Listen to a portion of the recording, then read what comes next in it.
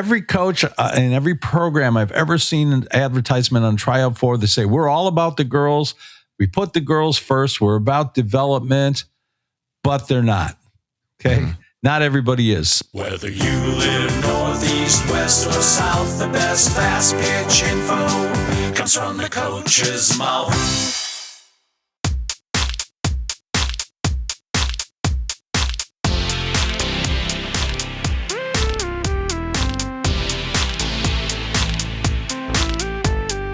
Welcome to the From the Coach's Mouth podcast with your hosts, Jay Bolden and Ken Krause.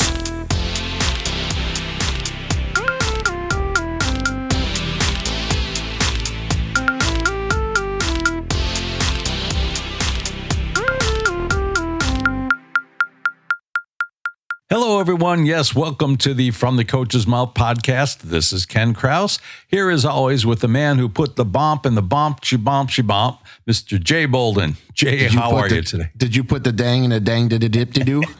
I did. I was right there with you. Okay, buddy. Yeah. For most of our younger listeners, you're not going to know anything that we're talking about with that. So, but the older ones will know. What a great tune. Thanks for the compliments there, Ken. I appreciate that. How's summer going for you, buddy? Summer's going great. You know, I have to say that when it gets to be summer, I don't mind when it's hot, but it hasn't been hot that much this year. So it's been a little easier out there doing lessons. You know, I'm not out there with 2 jugs of water and a Gatorade trying to keep myself from passing out. So it's been pretty nice so far. Yeah, that's good for you. The weather's been kind to you this summer. Last summer was a little different, I think, for you, right? Yep. Yeah. I'm sure it's coming. How about for you? Your summer going well? It is. It's going really well. Having a really good time. Got some family time coming up here. Been out to a few tournaments, recruiting, worked some camps, seen some good stuff, talked to some really cool coaches. Talked to our buddy Darren Monroe from Rock Valley the other day on the phone. I'm going to meet up with him one of these weekends here, just catch up. So talked to a few of the other guests that have been on here, Ethan up there in Wisconsin, River Falls. So yeah, it's cool. It's good to see them out there, and a lot of great compliments about the podcast, and they listen to it too, which is super cool, Ken. Well, that's fun. I'm glad to hear that. Yeah, I think at least a few of the guests that we've had after they've been on, they listen, of course, to their episode to see how they sounded. And then we're getting them, maybe getting hooked a little bit and listening to some of the other episodes. So hopefully we're being entertaining and informative. Yeah, it's cool for them to give us feedback on that stuff. And it's been great seeing them out there too, doing their thing, recruiting and just talking. So yeah. And also trying to line up some other guests too. I've had a couple conversations with some coaches like, hey, we'd love to have you on, come talk about your program, stuff like that. So I think we'll see some new guests. It might not be this summer, but it could be in the fall. Some really good coaches out there that are doing great things with their programs. So, yeah, that's great. And I've been trying to reach out to a couple of people that I've had contact with as well.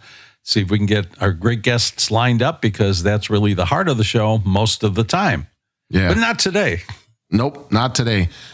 Ken, it's funny you were talking about summer. Here we are, middle of the summer, July, right smack dab in July. And guess what time it is, Ken? It's tryout time. It's tryout time. Earlier and earlier every year.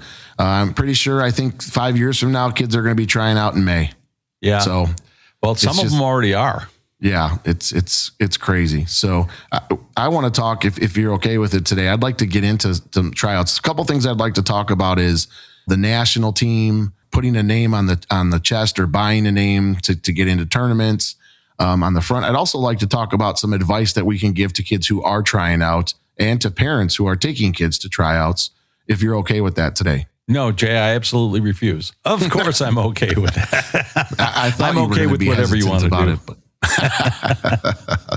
awesome. Well, again, so let's jump right in, Ken. I think that we should probably start out first with advice to kids that are going to try out, if you're okay with that. Let's start with a lot of the positive things before we get into some of the craziness of this tryout season. How about that? That sounds like a good idea. We'll start on an up note, and then we'll start ragging on people later. Okay. Not that we're ragging, but I think sometimes you have to call out what it truly is, right? And I think parents, a lot of times have blinders on it because they think that things are different because it's got a different name on it or so on and so forth. So we'll get into that. I want to talk about positive before we get all fired up here about the rest of this stuff. So let's talk about some advice for kids that are trying out for teams, Ken. How about if you'd like to go first, that'd be cool. If not, I can do it. It's up to you. But what's some advice that you would give to some kids that are going to a tryout? Okay, well, I'm going to give you this one. And I think for kids going to tryouts, this is going to be life-changing. This is how good this piece is here. And I actually kind of adapted it from something I heard on the Smartless podcast with Jason Bateman and Sean Hayes and Will Arnett. I'd heard them talking about auditioning to go, for movies and TV shows and all of that. And they said that when they, going in as actors, like everybody, they were always nervous. Okay. Especially when nobody knew who they were, hoping to book something and, thinking, it was this whole traumatic thing. And they said then after they became established and they started to produce some things and direct some things, and they were sitting on the other side of the camera, they came to realize that, most of the time, the people on the other side, they're not there judging you. They're not, looking for what's wrong with you. They hope you're the solution. And I think that kids going in to do tryouts, those coaches are looking for the best players they can find. They're not there to see what's wrong with you. They're there to see if you can help them. And if you show them that you can help them and you go in with this mindset of, coach, I'm here. I'm a team player. I'm going to work my butt off. I'm going to do whatever I can to help the team. You stand a much better chance of getting selected. Yeah, that's great advice. And I think that's true too. I think we're looking for more of the, like you said, people that are going to be the solution to what we're looking for instead of the other side of that. So that's great. That's a great way to start out. I'm going to throw out a few too here. A couple of things. One, if you're trying out for a new team, do not wear your jersey from the old team there. Okay. Wear a tournament t-shirt. Don't wear the jersey of the other team that you were playing on previously. That's number one. Number two, make sure you're on time, right? Don't be showing up late. I know a lot of them are having you fill out a Google Doc or whatever to get there. Make sure that you're there early. Make sure you're ready to go. You put your cleats on maybe in the parking lot and walk up there ready to go. You don't want these coaches to be waiting for you. So a couple things to start there. And what's the cliche for what on time means? For me, it's usually 15 minutes early. Some other people are even earlier than that, but it's definitely not 5 minutes late. So Right. I always went with, if you're 15 minutes early, you're on time. If you're on time, you're late. Yep, exactly. Because that's when things actually start, is when it starts. Yep. Right. And I think the other part about that too is making sure that, when you are there and you're on time, you are also ready to go. You have all your stuff is out. It's available to you. You don't want to, if you're transitioning in the middle of a tryout from hitting to fielding or something, you don't want to be fishing around in your bag for your glove, trying to find the glove you're going to put underneath your glove. That stuff should all be there. Yeah, absolutely. Absolutely. Another thing is everything that you do at that tryout should be full of hustle, right? Yeah. Here's what I say all the time. Things that are in your control are your effort, right? Your energy, your hustle. Those are things that you can control that aren't skill related, right? But if you're just jogging out there to your position, you're walking out there, that's a red flag, a turnoff for me for anybody. Hustle out, hustle in, do everything that you do should have a purpose. And that purpose is to hustle. Coaches are more willing to take a kid or a player if they are hustling, right? Because they know they're going to get that effort from them. And that is something that is really hard to teach kids, or to make them understand, is that if you're hustling and going hard, I can coach you because I know you're going to work hard for me. Yeah. If you're lackadaisical, you're walking, you're jogging, those are kids that players for me, that I'd rather take a kid who hustles all the time over a kid who has a better skill, to be honest with you, especially at a younger age. Yeah, I agree totally, Jay. And I think that that's something, like you say, that's something you can control. And it's something that shows up very easily. If you're walking, if you seem disinterested, if you're not putting in much effort, this is the time you're supposed to be showing yourself at your best. If that's your best, I can only imagine what your worst is going to be. But if you get out there and show your hustling, show that you want to be there, that you love the sport, that you want to approach it that way, it does make a difference. It really does help you stand out. And I know I've taken kids before just based on that factor. If it's between you and somebody else and the other person's walking and you're running and you're enthusiastic, that's the kid I want. I want the kid with energy. Yeah, absolutely. Absolutely. Another thing I was going to say too is don't be afraid to ask for another rep. You make a mistake, you make an error, ask coach, hey coach, can you hit me another one? Right. God, yes. Yeah. And a lot of kids won't do that because they feel they're at a tryout and they missed it. Right. For me, you're going to make errors. I think that's a part of the game. We all know that, right? You're going to make errors. Things are going to happen in the game that are just going to happen. If you're asking me for another rep, that tells me you already want to get better instead of, oh, I'm just happy with that. Right. And I think that's it. Even at a tryout, ask for another rep. If you miss one, now you can't ask for 15 of them. Right. But you can ask for another rep or two, and coaches will actually appreciate that and like that and say, oh, this is a kid here who wants more reps to get better or wants to try harder. Right. And I think that's a major thing, especially at tryouts, that stands out, at least to me. So what do you think about that, Ken? Yeah, no, absolutely. I've always said that asking for that extra rep show that, I know I made a mistake, but I'm going to get past this. I like that kid that can rebound. I like that kid that's going to be able to say, hey, that wasn't my best, but I'm trying to do my best. So can I have another rep? Thank you, sir. May I have another?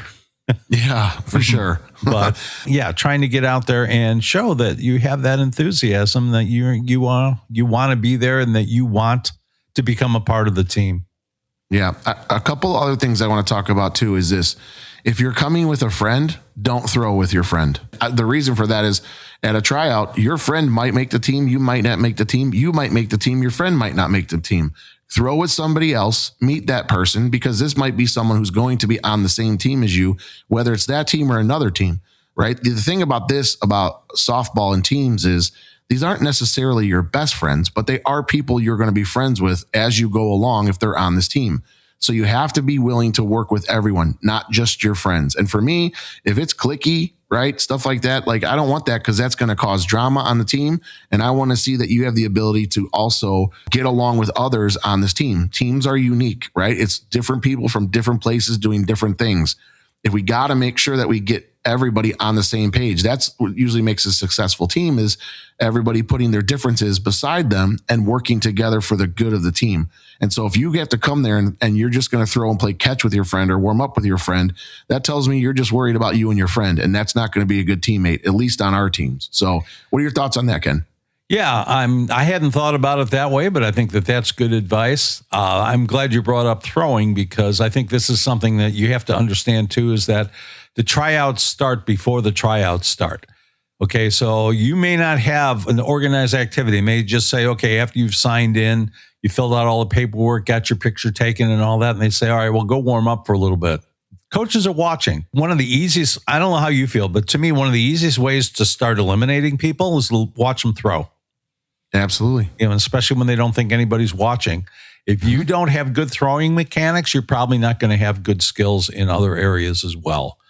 It's just something that I've always found. But if I see a kid that really looks like they know how to throw the ball, that's a kid that's not going to make as many errors. That's a kid who cares about the details of what they're doing. They've put in the time to learn to throw properly. They're showing it now when they think nobody's watching. And it's something that really stands out to me. Absolutely. I couldn't agree more. How you warm up tells me volumes. And to be honest with you, Ken, that's even when I'm out like recruiting. I go watch and just watch them throw the ball and warm up, right? And how they do it. Like if you're lackadaisical and you're just lobbing the ball in there, or you're chucking the ball over somebody's head 15 times, I'm like, okay, that's not going to work for me. Right. So again, how you warm up tells everybody a lot of information about you. So you need to take the warm up seriously as you're talking about as well too. So that's super important. Another thing I want to talk about too is when the tryout is over, in my opinion, this is critical, right? If you are someone who's trying out for a team or several teams, at the end of that tryout, you go up to the coach and you thank them for the tryout.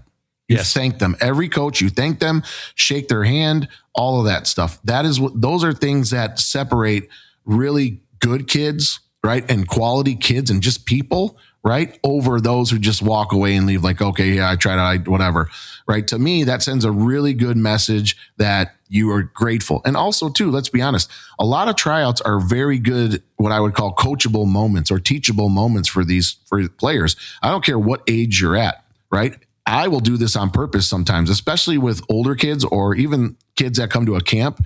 I need to know you're coachable first before I'm going to invest in you. Yeah. Honestly, if you can't take direction or coaching direction from me, regardless of what you're doing, I say this to my kids all the time. So Ken, you and I, we both have a lot of kids who pitch, who hit, all that stuff. When they go to camps, they always ask me, Coach Jay, like, what do I do? I said, you do whatever that coach tells you to do and you try it. You have to try it. They want to know if you're coachable. Same thing at a tryout. If I tell you to do a backhand a little differently than you're used to doing it, try it. I'm not asking, that it has to be the only way that you can do it. However, what I am asking is that I'm doing that on purpose because I want to see if you are coachable or if you're just going to roll your eyes and blow me off. And that gives me a great indication that you're probably not a great fit for our team. Because if you do make this team, I'm going to be all over you for the entire year to help you develop your skills and give you the resources that you need to make you a better player. So what are your thoughts on that, Ken, at a tryout when a coach is trying to do something a little different that they're used to? Yeah, for sure. And again, there are different things, there's different levels of it. Don't be outright obstinate, but if someone's trying to, like if you're a pitcher and someone's trying to convert you into hello elbow there, that probably tells you it's a team you don't want to be a part of. You just sort of get through it and walk away from it. But for the most part, most skills are going to be, here, try this adjustment. Maybe that coach sees something that some other coach that you've been working with doesn't see. It may work better for you. Maybe they understand your body type a little bit better. If we talk about motor preferences, I used to do the same thing when I was coaching teams and running tryouts. Sometimes if there was a kid that I was interested in but wasn't sure about, I would go up and, I didn't think that was the time to coach them, but I would go ahead and, give them a suggestion or two, see how they reacted. I didn't really care if they did what I said, or if they were able to execute what I said very well. What I wanted to see was how they reacted. And if they, if they were negative, if they rolled their eyes, if they, made a face and all that, it's a kid I'm probably going to steer away from because they're not going to be into the team concept. I'm going to be fighting with that kid all year, and I'd rather not fight with them. I'd rather have somebody that wants to be there. Absolutely. And that's, again, it's not necessarily that this has to be the best thing, but we have to be able to try things and explore, right? I say that all the time. Every kid is different. Every kid has a different way of doing things. But when you're at a tryout, I want you to try it. Yeah. Doesn't mean you have to go with it. Try it. If we try it and it's bad, we scrap it. It's okay. Yeah. But if we try it and it works for you and it's something you like, that's great. Plus, again, like you said, I want to see if you're coachable. If you're not coachable, then we're not on the same page. Another thing I want to talk about. Before you go on to that, I do want to add one more thing. And with the idea of tryout or try it is, I think we do the same thing even in lessons. I know I certainly do. It's like, I'd say, okay, kids having a problem, getting an outcome. All right. So something's wrong in the process and we'll try something. And I'll tell them flat out here, let's try this. And they try it and it doesn't work. Okay, well then let's try this. We'll try a few things. And then, all we need to do is find the one that works. We don't need to worry about then the other ones that we tried. Okay, we tried them. They forget about that part. It's kind of like what Dr. Gilbert talked about was nobody remembers your failures unless you quit trying. Yes. They only remember the successes. So we just keep doing things until we find something that's successful. And I think it's the same thing there in that tryout situation is that we're going to try this. And if it's successful, then, you look like a genius. The kid looks very coachable. If it doesn't work, you at least get an idea of, did she put the effort into it? And maybe it just wasn't right for her and we'll find something else. Absolutely. Absolutely. I couldn't agree with that more. And again, at lessons happens all the time. Well, let's try this or let's do this. Or how does that feel? Is it better or worse? Right. So part of that is, like I said, exploring. Yeah. The other thing I was going to say, Ken, is you miss a ball, you strike out, you hit a pop-up, don't turn over and look at your parents. Yeah. Don't do it. If you do it, I'm not going to let your parents anywhere near the dugout. Yeah. If you do make the team. Okay. Our goal as coaches is to coach you. Your mom and dad can coach you all they want the second you step off the field. I'll get into what I call like the two families here. But the point of that is I get it, right? But you're upset about it or it didn't go as you planned. I don't need you to look to your mom or dad after every swing, after every out, after every error, right? Things like that. My daughter, is my team with my daughter on it. She makes a bad play, Ken, I just turn around. I don't want her looking at me. Yeah. Right. I just don't. I don't, because I want her to figure it out. You shun her. You're like the Amish, right? She's looking to me for either praise or criticism, and I'm not doing either one, right? I will praise after the inning, right? Or I'll bring her off to the side and say, okay. And I do that with every player, not just my own kid. I'm coaching everybody up. But the point of that is you mess up. It happens to everybody, but don't go and look at your dad right away or your mom right away. Right? Because they're not the ones that are there. We're the coaches. We're going to help you through that. So don't do that, right? Because that's a really good indication to me that, we're going to have some parental issues as this year goes on. So what are your thoughts about kids doing that? Yeah, well, I think part of it too is that it just kind of makes you look mentally weak. If you can't handle your own stuff, then, you're going to have problems during the game because, as we keep saying every week, it's a game of failure. You have that all the time, and you have to just keep going. I know that, again, when I'm working with a kid individually, I know when I'm overcoaching them because they do something and then they immediately turn to me and look at me for feedback. And that's when I start telling them, you know what, I'm just going to sit back for a little while. Don't think I'm not interested. Don't think that, I'm sitting here on my phone texting about what we're going to have for dinner or anything. I'm involved here, but I think at this point, you need to work it out. You need to figure out kind of take the new input and work through it. And I think it's the same thing in the tryout, is that you have to be the captain of your own ship. You can't depend on your parents. You can't need their reinforcement or anybody else's reinforcement. I'm looking for players that are mentally strong, players that can take responsibility for themselves and the way they play and the way they do things. And that if something goes wrong, they are tough enough to get through it and say, all right, I'm going to do better on this next one. The past is the past. It's already gone. But the one play I can affect is the one that's coming next. Yeah. Another thing I want to say too, Ken, and I love this when I have a person or a player at a tryout that does this. If you don't understand something, ask questions. Ask coach, what do you mean? Or can you show me? Or tell them, I don't understand it. Can you help me? Those are great things to be asking a coach, because it tells them that you don't understand what they're saying and you need a little bit more explanation to it instead of just going through it and doing it how you think. I would rather you ask me, hey, coach, I don't understand that. Can you explain that to me again? I would much rather have you do that than just, just try to go through it. And then the coach is like, nope, that's not what I meant. I wanted you to do it this way. Asking questions means that you're curious and you want to know more. And I think that's an important thing. You should not be afraid to ask these coaches, or even at tryouts, like I'm talking about here, ask them questions during tryouts. It's okay to do that, right? It's okay if you don't understand it for them to explain it to you. That's the job of the coach. And at a tryout, I get it. A lot of it is going to be, here we go, analytical data again, right? They're going to do this, they're going to do that. And I get that. And there's important things on that. However, being curious about things sometimes is better than just being, your data says this, right? And I think, the combination of those two things is what makes really good players. So ask questions. If you don't understand it, ask the coach to explain it again, maybe even show or have them show it to you. All right. Or if there's a player there helping tryouts, I think that's a great way to do those things. But ask questions if you don't understand. Yeah. Understand too. For somebody like me, if you ask a question, you're going to get an explanation, and I'm going to be looking to see if you're listening or how quickly I lose you, because I really like people to understand. I don't want them to just kind of monkey see, monkey do. I don't want them to just follow the directions, kind of like you would follow a GPS blindly into the pond.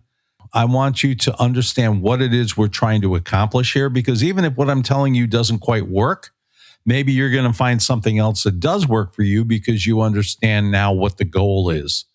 So I think, asking questions is important. And I will admit flat out that I learned that late in life. I mean, I'd heard it all my life, but I was always afraid to ask the questions because I was afraid I was going to look stupid. And what I came to find out later is that you actually look stupider if you don't understand and then you try to do it and you don't do it very well. And also, if you are asking the question, there are probably 3 other people around you who also don't understand, and they're going to be grateful that you asked the question because they didn't get it either. Mm-hmm. And I just have a couple more, Ken, that I'm just going to go, and throw out there. One is make sure you use eye contact. Yes. Right? Yep. If the coach is talking, your eyes should be on the coach. If you're staring at the ground, you're looking at somebody else, it tells me you're not listening, and you're not listening to what you're doing, and you're not very coachable. Use eye contact, and that's going to come in to help you later. The reason I say that is, when I'm out talking to a recruit or kid that we're going to see, I'm staring at them. I want to see the eye contact because it tells me that they're engaged in the conversation, that they're understanding, they're listening, and they're confident. And they're confident. I mean, that's 100%. Another thing that I look for is this, and with some of the things that we've been talking about already, is those are all indications that the player is confident in herself. And if she's confident in herself, she will execute more aggressively. She will do more things and try to do a better job. And that's the player I want. She's going to have the confidence in herself. So eye contact, I'm going to throw this out here. This is for coaches more than players, but this is something that I used to use. So, a lot of times you get the team huddled up and there's kids kind of looking off all over the place, or maybe a couple of kids are kind of whispering to each other and all that. And, what's the typical coach reaction? Going to yell, pay attention, right? What I used to do was if I had them huddled in and it didn't look like the group was paying attention, I'd just stop talking. And I would just kind of look at them. And eventually they would notice the silence, and then it'd all be there. And good. Now that I have all of your attention, we can continue. Yes, that's great. Lastly, for me, and this is the last one, Ken, that I have. If you have more, please share. I think this is good for players. The last one for me is just as important. Cheer for everyone. If a kid makes a great play, you cheer her on like she's already your teammate. And I don't care if you don't know her. You cheer her on, right? I try to instill this in my daughter, that her mouth should be moving every minute she's on the field. Just about. You should be talking to the players around you. You should be talking to yourself a little bit. You should be cheering your teammates on. If somebody makes a great play at shortstop, or the left fielder makes a diving catch, or even makes a routine pop-up, you should be cheering for that kid. And at tryouts, that's a huge thing for me. If you can cheer for other people and enjoy in their success, it means that our team is going to be a good team because we're all trying to help each other out and get better. And I think that's huge. If you only care about what you're doing, let's remember this is a team sport, right? It's not an individual sport. And I think, a lot of things have changed in sports where we're focused more on individuals than we are the team.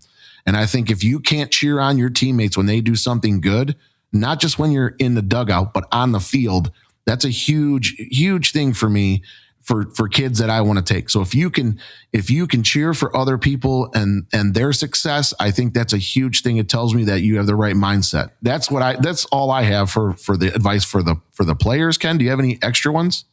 Yeah. So one of the things that I would say is take chances. When you're at tryouts, go ahead and take chances. Dive for balls. This is kind of going with what we talked about before with hustle, but it is important. If that ball is going there, if you're in the outfield and the ball is sinking and you think you can get to it, or even if you're not sure if you can get to it, dive for it anyway. Show the coaches you're willing to do that kind of thing, that you're willing to go that extra mile. If you're in the infield and there's a ground ball coming, try to knock it down. Do the best plays you can. You may not always be successful, but that can be trained. You can be improved on it. But that instinct to do that sort of thing, that's harder to get. And that's what I tend to find. And I know we try to ask our guests when they're on about those sorts of things. To me, the personal things, the instincts are much harder to train than a skill. I can teach you how to dive for a ball. I can't teach you to want to dive for a ball necessarily. Yep. We can get through different things. And again, if you have a little fear or a little bit of reluctance and can get past it, we can train that. But it's this idea of cutting loose. Again, think of it as your chance to show off. It's your chance to shine. Go out there and be the best version of yourself you can be. And if it's not good enough for that particular team, even if it's the team you really, really, really want to be on, that's okay. Mm-hmm. Not everybody's the right fit for every situation, but never fail because you were trying to live up to someone else's expectations. Fail because you did the best you could and it just didn't work out. And you'll never go wrong with something like that. That's great. It's good advice. Blue, timeout. Hey, Jay, on a scale of 1 to 10, how important do you think brush contact is for pitchers? It's pretty high up there, Ken. Probably a 10 since it's hard to get maximum speed or accuracy without it. Yeah, I agree. But have you ever had a student who struggled to get good, light brush contact? Sure, all the time, in fact. Especially when they've been taught hello elbow and are trying to throw around their hips, or they're sliding their hips out of the way, doing that crazy ninja move. So what do you do when you run into that situation? Keep railing on them until they get it right? I used to do that a lot, but then I learned about a product called Pitch Squeak, Ken. Pitch Squeak? What's that? It's a cool little armband with a squeaker inside of it. Like a dog toy? Yeah, kinda. So how does it work? Well, you slip the armband onto the pitcher's forearm and you set it so the squeaker is where the brush contact should happen. Then, when the pitcher goes into release, she tries to get it to squeak, like this. If she makes it happen, she got brush. If there's no sound, she knows immediately and can make a correction. Wow, cool. So she gets immediate audible as well as tactile feedback. Oh, there you go again, showing off with those big and technical words again. But yeah, she can feel it and hear it. Does it really work? You bet it does. I use it with my students all the time, and it helps them learn how to get brush contact pretty quickly if they practice with it. Sounds neat. Where can I get one? Oh, it's easy, Ken. Just email support@pitchsqueak.com, and Jason, the inventor of it, and a Polygirl certified pitching coach himself will ask you how many you want and send them right out. I'll do that today. Thanks, Jay. What's that address again? Oh, you bet, Ken. It's support@pitchsqueak.com. One more time for those of you who are listening, support@pitchsqueak.com. And don't forget to mention in the email that you heard about it right here on From the Coach's Mouth podcast, and you'll receive 10% off. Play ball. I want to switch gears here just a second, Ken. And we've talked a lot about players, advice to players. Now I want to give some advice to parents. Are you okay with that if we give some advice to parents here? Absolutely. I think that it's probably more parents than kids that are listening. Hopefully they'll at least have their kids listen to the first half and they'll say, see, I told you that. I told you that. Yeah. But maybe coming from us, it'll sound different than it is from their parents. But yeah, let's go ahead and talk about the parents. Okay. So number one, it's a tryout. I get it. You're nervous for your kid. You want all that stuff, right? You're there. What I'm going to tell you is get there early, get them there early. Okay. Make sure you communicate with the coach if there's an issue or anything of that nature. Secondly, when you get there, check them in and go sit in your car. That's number one. Go sit in your car. They don't need you hovering. Okay. As coaches, I don't want you hovering. You can watch the practice from your car. Okay. It's just going to be a tryout. Those are things that are important to me. If you're going to sit there and hawk over your kid the whole time that she's there, again, that's when the kid's looking at you for either praise or criticism on plays, and you're that hover parent. To me, not only are we, selecting and picking kids, but we're picking parents too. Okay. So if you're hovering over the kid, you're there, you're screaming, you're yelling, those kinds of things, like it's a red flag for me. No, thank you. I'd rather take a kid who has less talent, to be honest with you. Because I don't want any parent issues, right? Right. So drop them off or check them in, drop them off, go sit in your car.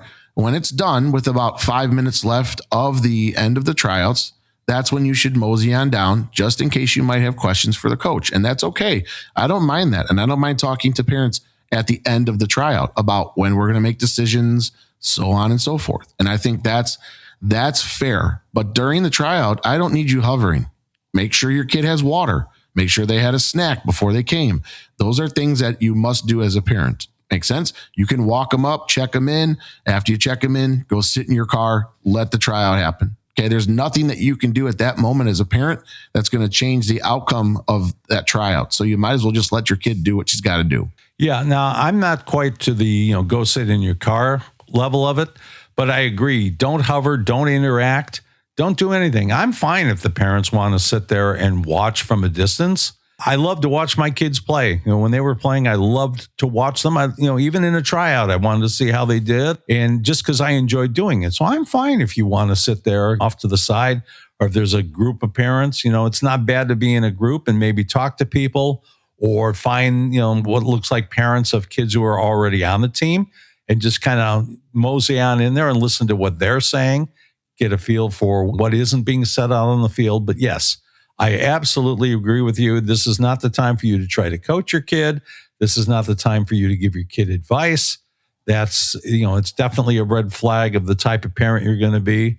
I will say, like when I do lessons, and we've talked about this before, and I get, I tell the kid, okay, now what I want you to do is I want you to relax your arm a little bit, and we're trying to get some more whip. And then the parent immediately say, he wants you to get more whip, relax your arm. And I just look at them and say, English is my first language. I think your daughter understands. I don't need you to translate for me, but if you want to coach her, that's fine. I'll go ahead and sit on the bucket and catch for her, but I'm going to charge you just the same. Yeah. When you bring her to me, she's mine. Let me coach her. Give me this hour or the 2 hours or whatever it's going to be. You can do it all the rest of the time if you want.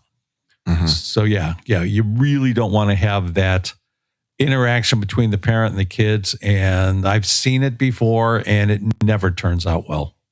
Yeah. Again, it's, like you said, for me, I think sometimes, Ken, the reason I say sit in your car is because we have that tendency as parents to, if we're we're down the left field line, all of a sudden, the next thing you know, 20 minutes later, you're by the dugout already. Yeah. And I think for me, the temptation, that I've seen with parents is they'll start down there, but they'll end up, and the next thing you know, they're behind, home plate watching everything. And it's a whole thing. So I think if you can take the temptation out of there, just go sit in your car, trust that your kid's going to do it. And then come the last 10 minutes, but if you do want to be out there, that's fine. Like Ken said, just stay away. Stay away, talk to other parents. That's fine. I don't have a problem with that, but know who you are, who you are and whether you can stay away from them. If you can't stay away, then Jay's advice of going and sitting in the car is what you want to do. Yep. And so I think that's important too. And then again, I think the big thing at the end of the tryout there as a parent is if you do have questions, that's the time for you to ask them to the coach. Valid questions are what? How many kids are you taking? Mm-hmm. Right? When will we find out? How will we find out? Which we're going to get into what coaches, some advice for coaches after this.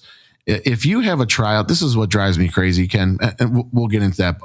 Let's finish with the parents before we go on the coaching part. But so as parents, those are great questions to ask the coach. How many tournaments are we going to play? What are the expected fees going to be? Those are wonderful questions to ask coaches, right? Yep. And what you don't want is some of those answers to be like, well, right now we're not sure because we don't know how many tournaments we're playing and so on and so forth, right? What level of tournaments are you going to be playing, right? Like if you want to be an A-level kid and you want to go play in A-level tournaments, then, make sure they're playing in those tournaments. Yeah. What's the coach's philosophy, right? Those are things that you can ask. Coaches will take time to do that. And you should ask those questions as a parent to those coaches, and they should give you the responses that you're either looking for or not looking for. And that's an indication of where you want to be or where you don't want to be. No, I totally agree. I think that you want to ask those. If your daughter's a pitcher, you want to ask how many pitchers they're going to carry, because if they're going to carry 6 pitchers and you're at a 14U or 16U level, that's going to be tough to get everybody enough work. So you want to really understand how many are going to be there. If your daughter needs development time, you need to find out, well, are they planning on going, we have our 2 bracket pitchers and then everybody else, they'll split some games in pool play. And that's it. You're probably not going to get enough playing time to develop. So even though it's a good team, even though the coaches may be really good, it may not be the right fit for you or your child at that particular time. Mm-hmm. If your daughter can't compete for one of those 2 bracket player spots or bracket pitcher spots, and she can't, and you take off the rose-colored glasses and you say, yeah, those kids are clearly better. She's going to need, maybe someday she'll be able to, but she won't be able to by sitting on the bench all the time. Yep. And I think that's a great question to ask: how many kids you're taking, how many pitchers you're taking, right? Yeah. What is your, your philosophy of coaching? Are you looking to develop kids, or are you looking to win all the tournaments you can on the weekends? I think those are, some questions that you can ask the coach. It doesn't have to be at the end of the tryout. That could be something you want to ask later on if you want to, but all of what Ken and I were just asking there are very valid questions you should at least entertain after the tryout is over. So I think those are super important questions to ask. Ken, any other questions for them? Yeah, I think that this isn't so much asking the coaches, but it's asking the parents. So you mosey on to the parents who, their kids are already on the team. I mean, presumably they like something about it because they're coming back, but try to find out, get a little bit more of a feel. Every coach and every program I've ever seen an advertisement on tryout for, they say, we're all about the girls. We put the girls first. We're about development, but they're not. Okay. Mm-hmm. Not everybody is. Some are. I know you are. I always was. That was my favorite part of the whole thing, was seeing a kid being able to do something they couldn't do before.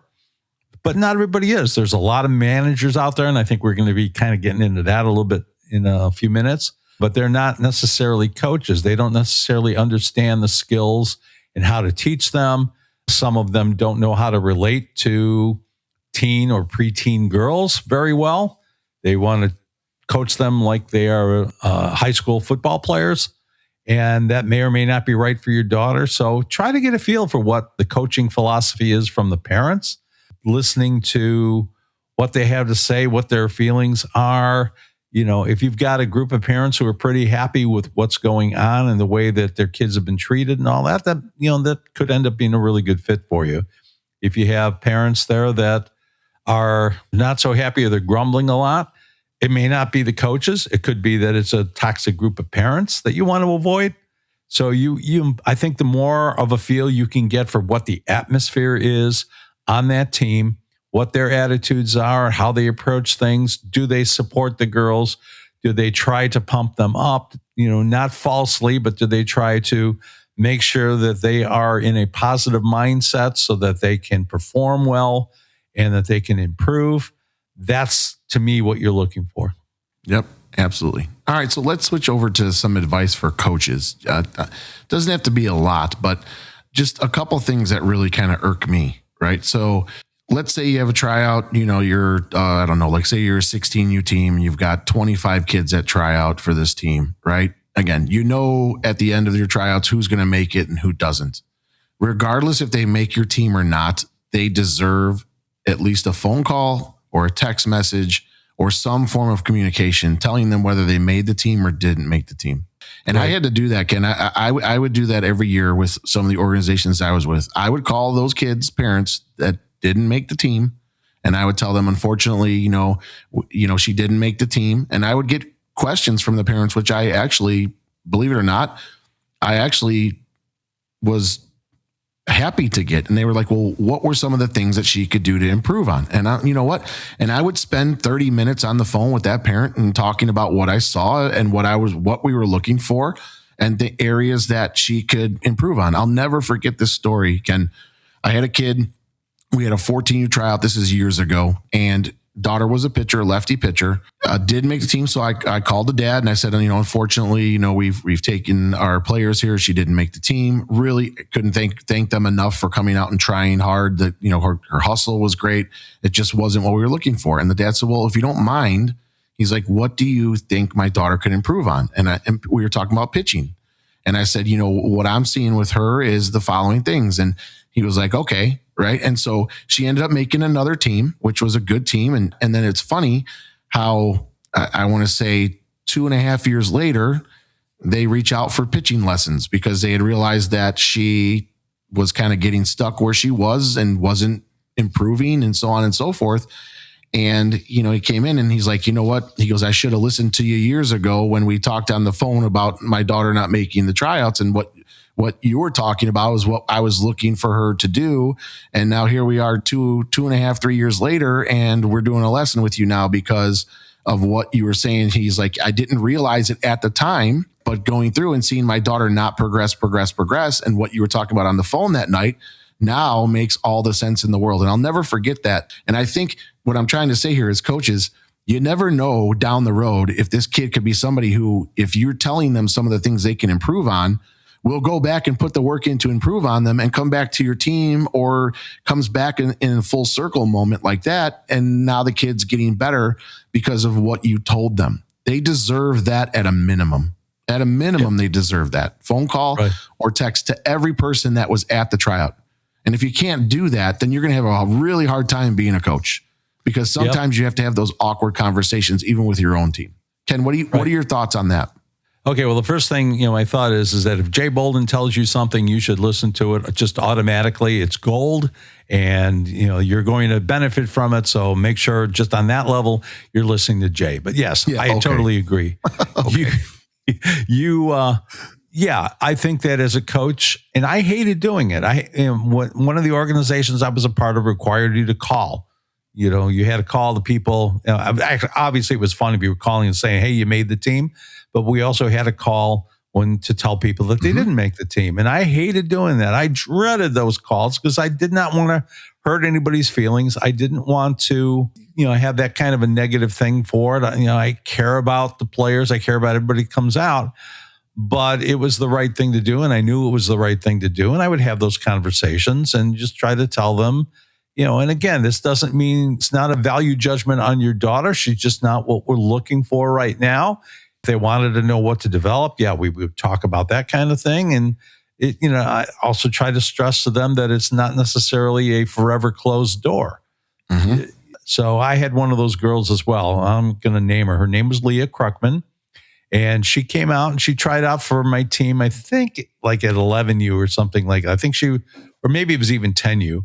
But there was, somewhere really early, and she was a really nice kid. I really liked her. She was enthusiastic. She tried hard.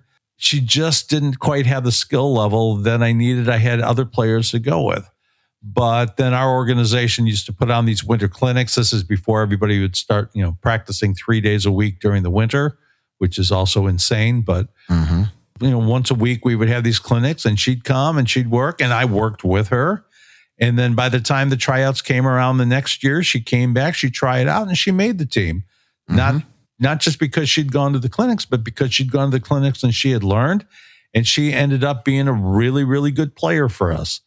And I always tend to think that probably the best thing that happened to her was not taking her on that team that year, because it just inspired her. And she was a good athlete all around. She played basketball. I think that was her main sport, but she worked her butt off, got to that point, and then when she was on the team, she worked even harder. And it was like, it was one of those kids that you just loved having on the team because you knew that you could count on her no matter what happened. We had a tournament once where one catcher was gone. Another catcher got hurt the day before on an ATV. ATV versus barbed wire was not a good combination. And we wound up doing pretty well in that tournament. And we kept playing game after game after game. It was hot. It was humid.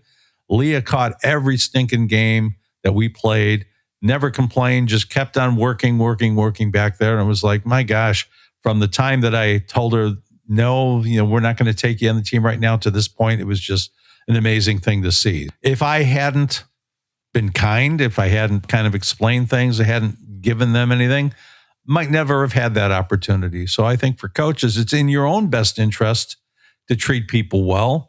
If you run your organization with class, if you run your team with class, the word gets out, and you're going to attract better players as well. Absolutely. And part of me too was also part of that, Ken, where I was talking about, I think it's okay, coaches. Like, again, this is where it gets, everybody wants to take the top talent, right? And I get that. Like, again, if you're into all the winning and stuff, I totally get it. But it's okay to take a chance on a kid too. Yeah. Right. Like, if people don't take chances on kids, they never get any better. And if they don't get any better, or you're the person who passed on that kid, and that kid ends up being really, really good, you could have missed out on a moment where that development piece was on you. So it's okay to take chances on some kids that may not have the most skill. And there's nothing wrong with that. And another thing I want to say too is, and this doesn't have to be at your tryouts, but at least be honest, like you talked about with the bracket pictures and stuff like that, which to me is just insane anyway. But yeah. Oh boy, be honest with your kids. If this is a kid that you see being 12 and especially why this is even a thing at 10U, 11U, 12U, like even up to 14U it just boggles my mind. Be honest with your kids in what their role is going to be on your team. Like be upfront about it. Don't keep stringing them along. I think that's where it comes in. You have to be able to have hard conversations with kids. You just have to be, right? So I think for me, those are the big things of advice for coaches for me is that they deserve a phone call. Let them know if they didn't or did make your team. And again, take a chance on a kid here or there. Those are the two biggest things for me. I'm not going to get into all the development thing. That's a whole nother topic for us if we wanted to do it. I'm just going to try to stick to the tryouts because I just want to do that. And I want to talk a little bit more about some of what we're talking about next with the teams and organizations. So Ken, any other advice to coaches? Yeah. I think I have one other piece of advice, and that is to understand that, especially at the younger ages when you're doing tryouts, as much as we have encouraged players to be confident, talk to the coaches, look them in the eye and all that, understand that kids are at different developmental levels. They have different experiences. Some kids are more shy than others. Some kids have a little more trouble talking to adults or they don't have much experience talking to adults, really. So look at them as individuals, and you have to say, all right, I'm going to allow for the fact that this kid maybe, hasn't been in the same type of environment as someone else, but, there's some good in there. And I think that I can understand and I'll be able to work with that. Don't assume try to look at it as I want everybody to be like I was when I was that age. And I think for me, I see that mostly with the former players. They just finished up their college careers and now they're going to go and coach, and they want everybody to be like them, or they want everybody to be like their college teammates. And when you're working with 12-year-olds, even 14-year-olds, not to mention 10s, they're not all going to be like that. They're not all going to be at that same maturity level. And you need to be able to understand that and work to what each one of those kids needs and coach them the way that they need to be coached. And in a tryout, understand that there may be something under the surface there that you're just not seeing right now because they're not capable of expressing it that way. Yep. All good stuff right there, Ken. So I want to shift here a little bit and talk about the organizations, and not just the organizations, but about where you want your kid to be. This is super important. And for me, I think we see a lot of things that over the years where, everybody's doing this as a business now. You see a lot of people just buying names and slapping the name on the chest, and they think their kid's going to get better because they're playing for that organization, so on and so forth. And I think this is where parents have to be very careful about what they're doing, right? There's a track record there for some of these people, and you need to pay attention to what that track record was. Just because you slap a different name on something doesn't mean that the outcome is going to be any different than what it was before because it's a different name. There are several things, right? I get it. People want exposure, and they think that throwing that name is going to get them into the proper tournaments and on the right fields. And unfortunately, that is just not the case. It's just not, right? And so I think you need to be careful with a lot of these organizations that continue to grow and grow and grow. First thing that you have to look at is who's going to be coaching this team. Do they have a track record of developing talent at the next level? Do they have the ability to make connections with college coaches? Because it's not just if you think the head of that organization has enough time to now handle the 13 or 14 other teams that just got added to this organization on top of the other teams that are in completely different states now, you're mistaken. Nobody has enough time for that, even if you have a person in charge of recruiting. So coaches, you are responsible for that. Are you going to be a coach who's going to be willing to make those connections with college coaches so that you can text those coaches or make them come to your games? If not, you're literally in the same boat that you were in before. And unfortunately, that's the truth. But people think that slapping the name on it means something. Mm-hmm. You can be a C-level team and slap a name across your chest, and people think you're going to be an A-level, and you're still a C-level team, right? And I think you need to be careful of that. The name doesn't dictate how good players are. The coaches are going to dictate if those players are going to get better or if they're not. So you need to be careful with some of these things. And like I said, if there is a track record here of teams not being successful or organization or these people switching organization to organization to organization to organization, that's a track record. And usually what happens, Ken, in my experience is, it's the new craze. So-and-so is coming to here or there, and they're taking over all these teams. And then that's great. And then 3 years or 4 years from now, there's like, well, where'd all those teams go? Oh, yeah, no, there's just a couple teams left. Why? Because nothing changed. It's still the same thing. And you have to be careful about where your money's going in. A couple other things, and I'm gonna shift this over to you. What are your thoughts about that? Those organizations, all these names from all over the different places. What are your thoughts on all this, Ken? Yeah, I totally agree, Jay. I always try to tell people that a good organization can have a bad coach. A bad organization can have a good coach. So yes, you want to look at the organization's reputation generally, but ultimately your experience is going to be driven by who is directly coaching your daughter, and who is directly coaching that team. And if you've got a good coach within a bad organization, it still might be worth going to. Amen. Because that coach is worthwhile. And like you say, at the same time, having just going for the organization name because you've heard of it or everybody says they're so great, and finding out that you're on the team with the coach that's going to end up getting bounced by the end of the year or maybe in the middle of the season because they're not very good. They don't know what they're doing. They don't treat their players well. They're doing some financial shenanigans. That's kind of another thing for parents to find out is how much access do I have to how the money's being spent?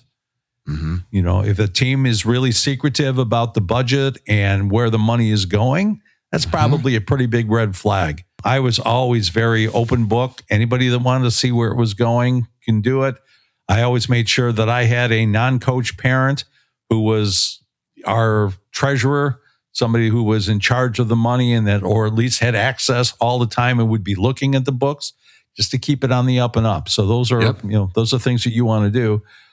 But yeah, ultimately your daughter, her experience is going to be driven by whoever is coaching that team. Yep. Another thing I want to talk about, Ken, is the whole national thing. National team. They're going to be a national team. Okay. What does that mean?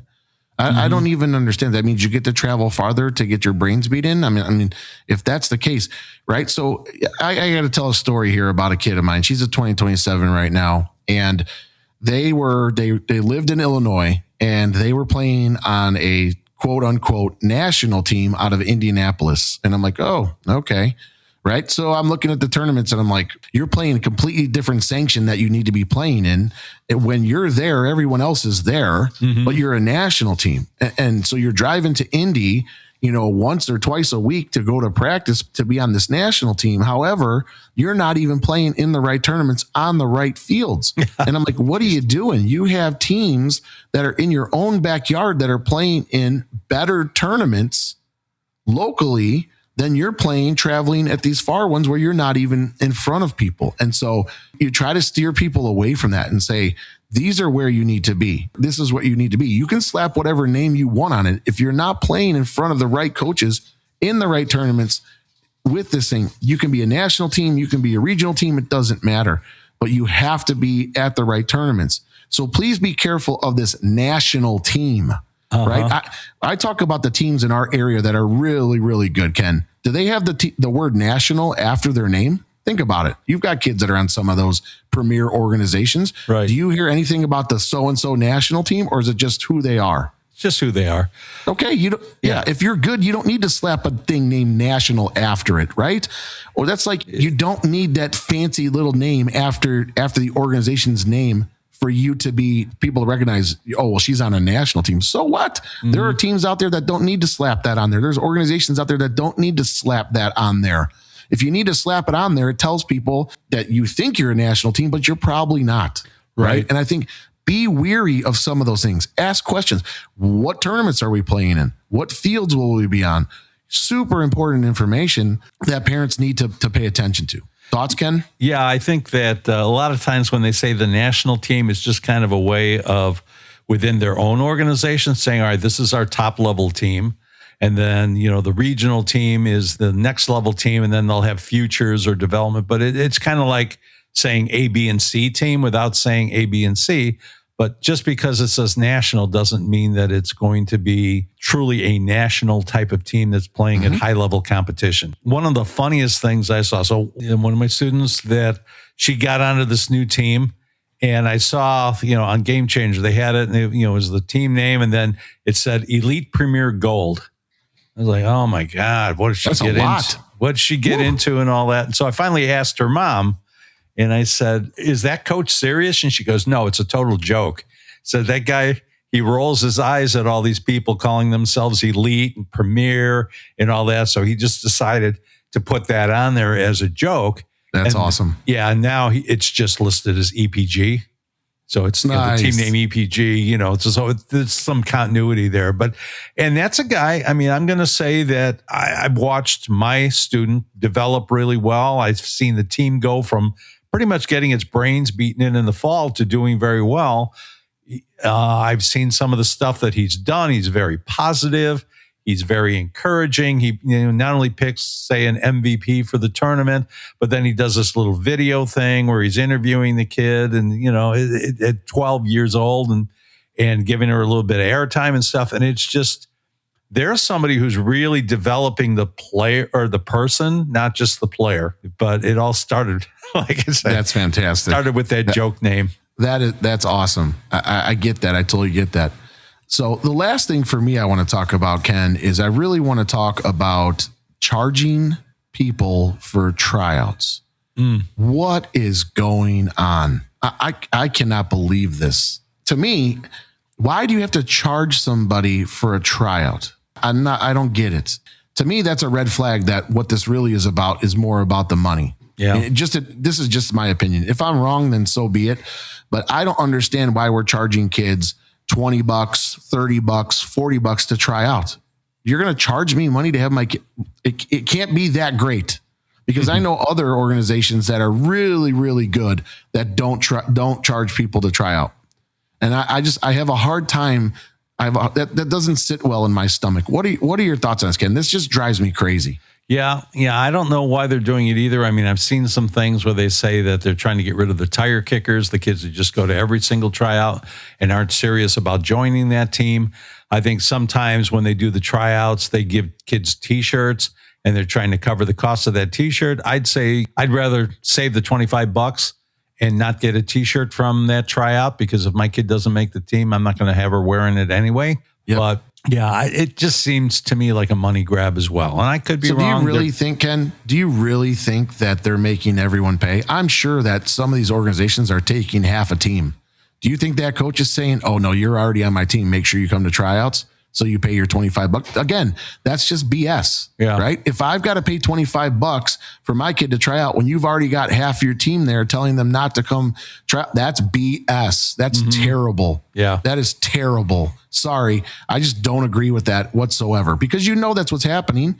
If everybody's got to pay the 25, again, as a parent, show me. I want to see that so-and-so on your team is paying the $25 too that you're bringing over here. Is everybody doing that? I don't think so.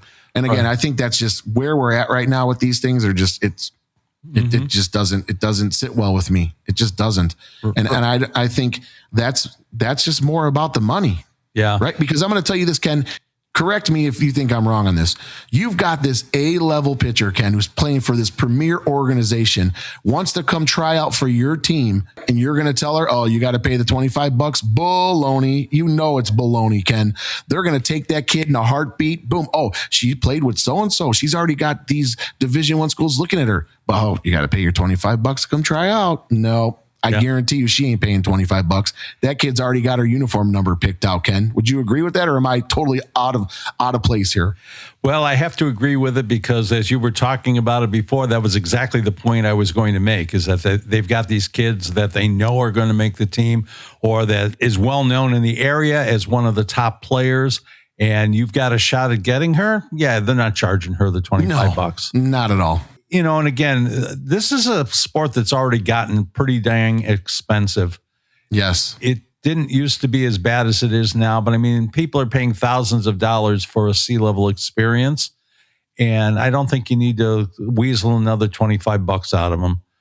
You know, I try to keep, for my lessons, I try to keep my rates pretty low and pretty reasonable because I don't want to ace out kids who are deserving and families that, you know, it might be a stretch for them, but I want to make it at least somewhat affordable so that they don't have the opportunity to get the kind of training that I give. I think when you're doing that sort of thing and you're nickel and diming, that says a lot to me about how the organization is run and how its attitude goes and what it thinks of people.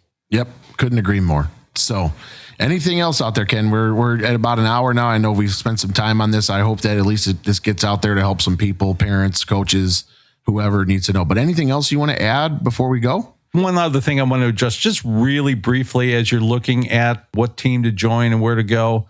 There's a difference between coaches and managers. And I think it's important to understand that. More and more we're getting into the manager thing, and that's, you know, goes along with buying the name. So I want to buy the name. I want to attract really good players. I want to throw them out there on the field. I'm going to yell at them if they don't perform to the level I think they should. But I haven't really done anything to help those kids get better. And that just drives me up the wall. I guess if you want to do that, that's fine. But I was always a believer that you're there to coach. You're there to help them get better. If every kid on my team didn't improve to some level from the beginning to the end, I felt like I failed them. Yep. I agree with that wholeheartedly. Who coaches your kid has a tremendous impact on their development. I say that about pitching all the time. Who you choose to be your pitching coach, who you choose to be your daughter's softball coach, your daughter's hitting coach, all of those things will have a tremendous impact on your daughter's ability to develop and end up where she's at. And again, I think that's what you said there is huge. It's easy to be a manager, right? Yeah. It's easy. And again, but it's the coaches that make the biggest difference in your daughter's development. So great point, Ken. Yep. So keep that in mind as you're going through tryouts. Look for the people that look like they know what they're doing. Find some credentials. Just because they played doesn't necessarily mean they're a good coach. Some of the best coaches in any sport were not particularly good players, but they learned, they worked hard, they understood what had to happen, even if they weren't capable of executing it themselves.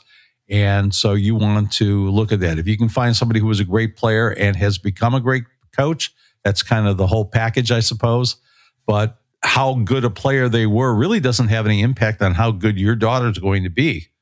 It's going to be how well they can convey that information to your daughter in a way that she can understand, in a way that she can process, so that she can go out and execute it. Absolutely. Awesome, Ken. Well, good episode today, buddy. This was good. I hope we helped some people here today. It's super important. Yeah, me too. And pretty timely. Oh, you know what? There was one other thing we wanted to talk about, Jay. I'm sorry. That was the early tryouts. Oh, yeah. Yeah. Like you mean in May? Yeah. Yeah. Yeah. Those are, I mean, again, some of these teams are already put together. You know, it's just crazy.